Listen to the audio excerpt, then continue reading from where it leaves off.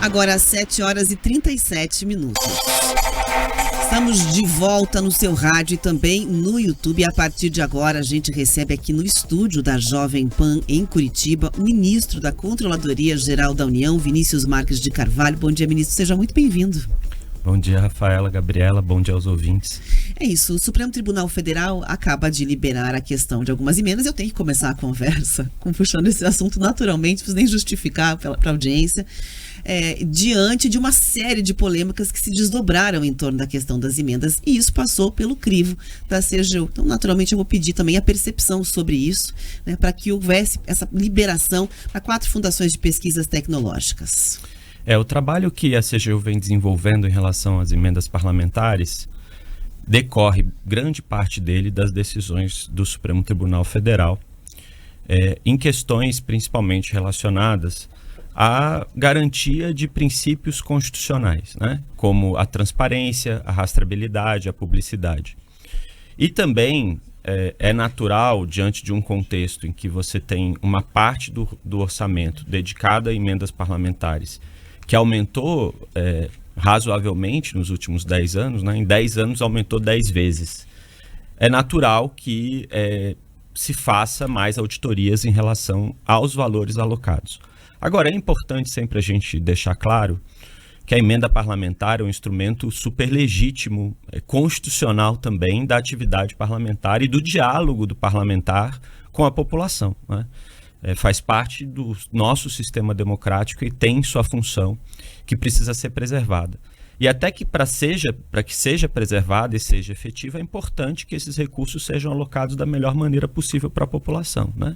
Então, esse crescimento de 10 anos em 10 vezes levantou ali uma série de dúvidas, não sobre a legitimidade, mas sobre a forma como isso vinha sendo. Não, é natural, porque na medida em que você aloca muito recurso de maneira pulverizada, e que o orçamento do governo federal é um orçamento muito amarrado, você está colocando ali 25% do seu orçamento discricionário, digamos assim, do orçamento que efetivamente você pode usar para investimentos de uma maneira geral, via emendas parlamentares. Isso gera uma exigência grande, para além da transparência, que é óbvia, e sempre existiu essa exigência, e que precisa sempre ser aprimorada, e os trabalhos que nós fizemos foi nessa linha. Aumentou também uma exigência de coerência do uso desses recursos, né? Eu não posso, para a população entender, atirar para vários lados, né? Então eu tenho que ter critérios, por exemplo, de certa forma, técnicos, baseado em análises do Ministério da Educação, por exemplo, quais são os locais no estado do Paraná que precisam de escolas e quais são os locais que, por enquanto, precisam menos. E aí as emendas parlamentares, na medida em que elas vão aumentando a sua importância, é importante que elas dialoguem com essa dinâmica também, senão a gente pode acabar construindo escolas em lugares que não são aqueles que são prioritários. E obviamente o parlamentar tem a sua legitimidade de dizer onde ele acha que tem que ter a escola, porque ele tem a base eleitoral dele, tudo isso é super legítimo. O que a gente está defendendo é que haja uma convergência e um diálogo nessas duas frentes. Isso é interessante citar, a gente sempre também destaca aqui que, por mais que também sejam cargos eletivos, os parlamentares, o governo federal, de um modo geral, ele é eleito com base na escolha da maior parte da população de um projeto de país, né? Então, é importante que esses recursos sejam destinados de uma forma bastante coerente, como você bem destacou. E hoje, com todas essas mudanças que a gente teve, esse avanço do formato das emendas parlamentares, o que a gente nota, ministro, é que os próprios ministérios tiveram que se adequar e fazer quase que um trabalho de lobby ali com esses parlamentares, porque a gente está falando de 25% desse orçamento discricionário, mas quando a gente olha para alguns ministérios em específico, é uma fatia muito maior, né? Quase todo o orçamento que eles têm ali para investir. Então, eles estão tendo que ir negociar com esses parlamentares, convencê-los a investir em projetos que já foram previamente pensados, né, criados ali pelos ministérios, para que haja essa coerência e a gente consiga fazer com que o país avance num rumo pensado pelo governo que está, então, nesse momento. Eu diria que esse é um dos pontos críticos, inclusive, que a gente tem que olhar e tentar solucionar, né? Como é que essas emendas, elas podem, então, caminhar junto com o que a gente pensa de projeto de país por meio do governo federal? Camila, você está colocando uma questão muito relevante, assim, que é o fato de que há legitimidade nesses dois lados do processo. Há legitimidade nos parlamentares, da discussão sobre o uso dos recursos públicos, e também há legitimidade no governo federal eleito. E o governo federal, se a escola é construída no lugar errado, só para a gente ficar no mesmo exemplo, quem é responsabilizado no fim do dia com isso é o governo, porque é um recurso que toda a população vê como sendo executado pelo governo, e vale para as prefeituras, vale para os governos do estado também. Então, esse diálogo e essa busca de coerência é muito relevante. As decisões do Supremo estão indo nessa linha, né? E as auditorias da CGU, elas buscam também reforçar esse ponto e avaliar se isso está acontecendo. Os nossos achados, obviamente, em algumas situações, foram numa linha de dizer que isso não aconteceu, em outras dizer que aconteceu, mas eu acho que a questão central, a gente tem uma questão anterior até, Camila, que é a questão da transparência. Você até mencionou agora há pouco o portal, né? O portal esse ano, ele teve 20 milhões de acessos, 28 milhões de acessos, foi um recorde, né, nessa agenda de transparência do governo federal. E especificamente a página que a gente reestruturou em relação à pesquisa de emendas parlamentares, teve um aumento de 2.000% de acessos. 2.000% de acessos, é esse número. O que revela para nós que o nosso trabalho está tendo uma repercussão que ele tem que ter, né?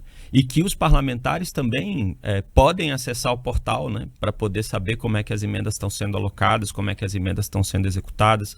Os jornalistas podem fazer isso também.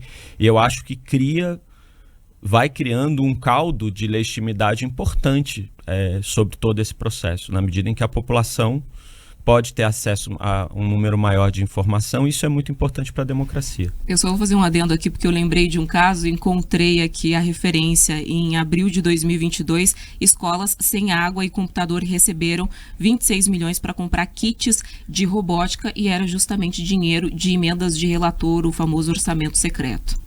Bom, sobre essa questão, acho que é importante também entrar no ponto da lei da transparência, da lei de acesso à informação, que inclusive acabou de sair ali uma normativa, né, um conjunto em relação a isso, que garante também que a gente consiga fazer esse controle em cima, só para complementar, e foi divulgado pela própria CGU, né? Exato. Na verdade, nós estamos tentando avançar bastante nas questões relativas a acesso à informação, e por um caminho muito importante para nós, né? Que diz respeito à questão de cada vez mais mostrar para a sociedade brasileira que o sigilo, a restrição de acesso a uma informação, ele tem que ser a exceção e não a regra. A regra é a transparência. Isso não significa, obviamente, que haja informações, que o Estado brasileiro detém informações sobre pessoas.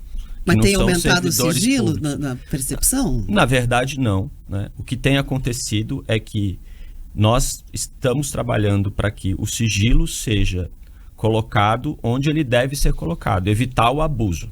É isso que é. E aí é uma análise mais qualitativa do que quantitativa, na verdade, né? Você pode, às vezes, ter uma situação específica com o aumento do número de sigilos numa determinada situação, que não necessariamente são sigilos indevidos, né? E a gente tem que entender por que isso aconteceu, o que aconteceu, e trabalhar para, se for o caso, reduzir esse número de sigilos. Eu acho que a grande mudança que existiu nos últimos anos é que agora a gente tem um governo preocupado com esse tema, né? Eu tenho um painel de monitoramento na CGU que não existia antes, de todas as situações em que os 700 órgãos do governo federal que podem decidir sobre essas demandas de acesso à informação colocam lá os sigilos que eles estipulam, e a gente tem acesso e consegue ver e consegue fazer uma avaliação sobre se esses sigilos são indevidos ou não, e dialogar com esse órgão, falar o que aconteceu aqui, por que isso aconteceu desse jeito, né? E tentar, na medida do possível, rever. E aí, por conta disso, já a partir dessas análises, nós tomamos algumas medidas. Eu acho que a principal medida, que é importante a população saber, diz respeito à questão do chamado sigilo de 100 anos, né? Ficou com esse nome, né?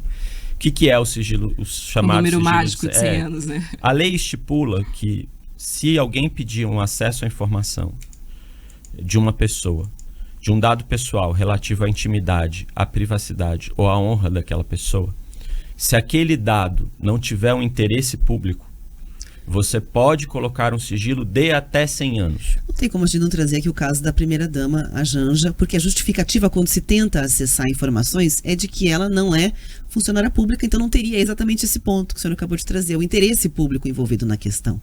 Mas existe uma linha talvez um pouco tênue dentro dessa resposta. Até porque ela tem gabinete, tem assessores, todo um aparato que é fornecido ou bancado com recursos públicos. Aqui, só para eu terminar o raciocínio anterior, eu vou entrar nessa questão. Qual foi a mudança que a gente fez? A mudança que a gente fez foi que essa presunção de que toda vez que se pede acesso a um dado pessoal relativo à intimidade da pessoa, o sigilo é de 100 anos, mudou. Né? Se o órgão que estiver estipulando o sigilo não disser que o prazo, explicitamente, né, disser que o prazo é de 100 anos, a presunção é de que é de 15. Isso alterou completamente essa lógica de sigilo de 100 anos. Então, assim, se tiver um caso hoje que o sigilo não for estipulado em 100 anos, e vocês notarem, porque é um pedido de vocês até, que foi citado esse artigo 31 da lei que fala desse sigilo, vocês podem já presumir que o que se está estabelecendo é um sigilo de 15 e não de 100 anos. E aí a gente tem uma série de situações que se enquadram nesse tipo de coisa, que são às vezes dados das pessoas. A gente tem casos em que o marido vai lá e pede acesso à informação sobre se a esposa está recebendo Bolsa Família. Às vezes é um casal divorciado, separado, ele quer de algum modo ali ter acesso àquele recurso, ele vai lá e pede. Isso vai ser negado, não vai se dar acesso a esse marido sobre essa informação, porque é um dado pessoal. Mas não precisa de 100 anos. Não, agora a presunção é de 15 anos. Sim. Agora, é um dado pessoal relativo à honra da pessoa. Né? E aí, essa estipulação, ela é uma estipulação complexa. Né? Se eu, por exemplo, peço um dado sobre uma pessoa, um prontuário de saúde de uma pessoa da população e quero saber se ela tem uma determinada doença, é de 15, é de 20, é de 100? Né? Então, essa discussão é importante. Agora, para não deixar de responder a pergunta que vocês me fizeram, eu acho que é importante ressaltar que a primeira-dama tem tido um papel muito importante em várias agendas do país. Né? Ela tem uma agenda muito forte, por exemplo, na questão da Aliança Global contra a Fome. Ela tem uma agenda muito forte na defesa dos direitos das mulheres e uma série de outras questões. A questão sobre a Lei de Acesso à Informação e a primeira-dama não diz respeito a sigilos de dados pessoais e de 100 anos. Tem algumas situações, como, por exemplo, gastos que são feitos. Todas as leis relativas a quanto que foi gasto numa determinada viagem feita pela primeira-dama para um determinado lugar. Isso tudo tem sido aberto. Agora, a lei tem um dispositivo específico, que é o artigo 24, que fala sobre gastos ou qualquer atividade, quaisquer questões relativas à segurança dos familiares do presidente da República e dele próprio. Essas informações, elas não são colocadas em sigilo de 100 anos, ou de 15, ou de 20. A regra da lei é: informações relativas à segurança dos familiares do presidente ficam em sigilo até o final do mandato do presidente. Tanto que nós, quando assumimos, colocamos em público para a população ter acesso a essas informações relativas ao governo, o governo anterior, e isso vai acontecer em relação ao próximo, não só em relação à Janja, como em relação ao próprio presidente Lula. O nosso tempo está limitado, mas eu só queria comentar isso. Você deu um exemplo de um caso que é pessoal e agora a gente está falando aqui da primeira-dama, né? Como você disse, ela tem um papel importante no governo e a gente está falando de questões que importam a todo mundo, né? E uma das questões que são apontadas pelos jornalistas é com quem ela se reúne, quem são as pessoas que ela recebe no gabinete, justamente para entender esse papel dela como alguém que contribui com o governo, né? E existe uma distinção, mesmo para questões muito similares, entre alguém que é uma pessoa física, que qualquer cidadão do país, e quem está ocupando um cargo público. Eu acho que a análise, inclusive, do que é ou não direito você manter para si, acaba sendo distinta para esses dois tipos de pessoas, certo? Sem dúvida é. A gente tem que lidar com uma situação diferente quando você está tratando de alguém que ocupa uma função pública, de alguém que não ocupa.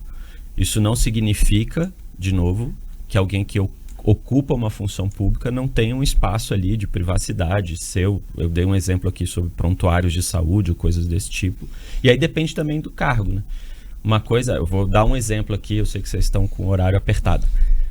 O cartão de vacina do ex-presidente da República e do atual. Do atual, ele colocou, o presidente Lula fez questão de publicizar o cartão de vacina dele, o anterior não queria, né? No fim, acabou gerando aquela confusão toda. E foi porque foi feita uma análise de que aquele cartão tinha, sim, um interesse público, que se descobriu uma fraude no cartão de vacina. Então, foi por conta dessa fraude que se descobriu o que tinha acontecido em relação a um esquema de fraude de vacina, se prendeu o Mauro Cid, teve a delação do Mauro Cid e tudo aquilo que veio depois sobre o próprio tentativa de golpe de Estado dia 8 de janeiro de 23. Ou seja, a lei de acesso à informação, ela tem um grau de responsabilidade positiva razoável no que veio à tona sobre o que aconteceu no país nos anos anteriores a 2023. Então, sem dúvida nenhuma, a tua observação está super correta. Ministro da Controladoria Geral da União, Vinícius Marques de Carvalho. A gente teria muito mais a conversar aqui naturalmente, mas a gente tem o tempo do jornal com a programação da Jovem Pan. Mas, Raça, eu vou pedir para que a gente comente essa vinda ao Paraná, né? Qual é a agenda exatamente que a gente vai trazer aqui? Eu tenho feito questão de ir a todos os estados. E essa agenda significa, em primeiro lugar, dialogar com os nossos órgãos parceiros no estado, né? Então, nós temos aqui um diálogo a ser feito com a Polícia Federal, com a Controladoria do Estado, com todos os órgãos que interagem na agenda de integridade e combate à corrupção, que a CGU é um dos órgãos do país, né, responsável por lidar e trabalhar, né? Então, nós fizemos o ano passado, para dar um exemplo, 47 operações em parceria com a Polícia Federal, 3 delas aqui no Paraná, que lidam com questões de fraude, desvios de recursos, às vezes corrupção, e a gente quer intensificar essa parceria nos estados, trabalhar em conjunto, e eu venho aqui e acabo dialogando também com a equipe da CGU aqui no estado. A gente tem mais de 30 funcionários da CGU aqui no estado que trabalham intensamente nessas agendas, inclusive nas próprias questões de acesso à informação e transparência, e a gente vem conversar e dialogar com todo mundo. Muito obrigada pela entrevista, até uma próxima oportunidade. Agora, às 7h54, a gente vai para o intervalo.